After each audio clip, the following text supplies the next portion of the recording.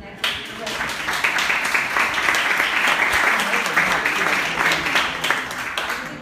Introduction than that, because he's also a very good speaker and a very smart man. So tell us what you want to do.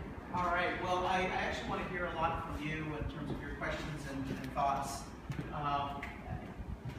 This has been a really frustrating campaign. It's been very frustrating. When I was on San Diego City Council, I left the business community, business world as a small business owner, because I got fed up and frustrated by what was going on at City Hall. My current opponent was on the City Council for 8 years, and a lot of, frankly, what he voted for frustrated me.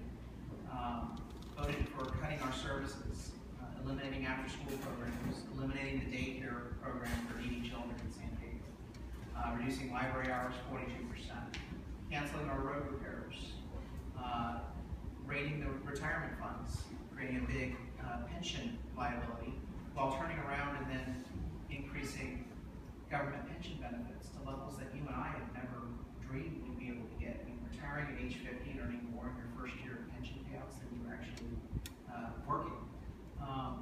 And I said, well, with all the money that we have in the city, we deserve services that we pay for.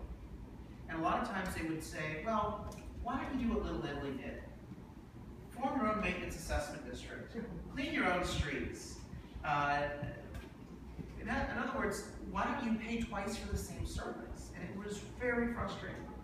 And I said, you know, I think that if we could get some people in the city council, if we did a forensic audit of where our money currently is, and looked for ways to spend our money better, looked at other cities and counties across the country and figured out how they're doing things, that we could balance our budget for real, no accounting gimmicks, and actually have some money to restore services.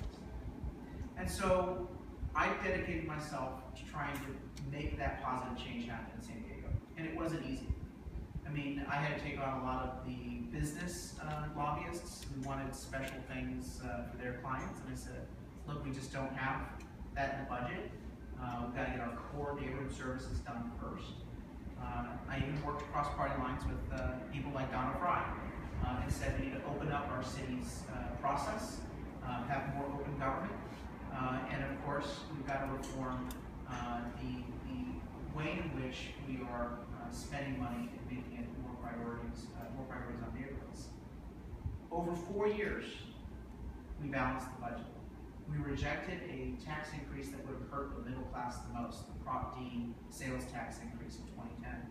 We reformed those pensions, making San Diego a model. Doing what most people at the time said, you can't do that. There's no way that you can fix the pension system. There were a lot of people who said we should just go bankrupt. Raise taxes, cut services more, and go into bankruptcy. And I said, no, we're not doing that. Bankruptcy is failure. Handing off our future to a judge and a bunch of lawyers and accountants who will get rich on this. We have the ability to make the tough decisions that need to be made to fix the problem. I'm very proud of what we did. I didn't look at a Democrat or Republican way to do it. I just looked for good ideas and good ways.